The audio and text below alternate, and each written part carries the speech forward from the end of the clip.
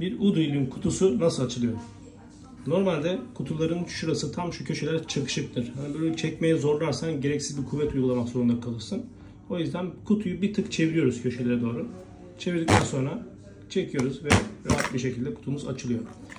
Ve kutumuzun içinden anahtarımız çıkıyor. Sonra cıvataları, elmaslara sıkan cıvataları için Akko marka gresimiz çıkıyor. Çok önemli bir detaydır. Mutlaka kullanmanızı tavsiye ederim onu. Sonrasında U-Drill'imizin kendisi çıkıyor. Abi şunu görünce insan kullanmaya kıyamıyor aslında. Evet, D3 U-Drill'imiz ve onunla beraber de diyor ki Akko, çelik de delebilirsin, CK da delebilirsin. Çeliklerin sınıfları falan vardır. Onları delebilirsin. Onun için benim önerdiğim uygun devir ve ilerlemeler var diyor. Bunları dikkate alabilirsin diyor. Ve bunun da nasıl hesaplanması gerektiğini altta detaylı bir şekilde yazmışlar.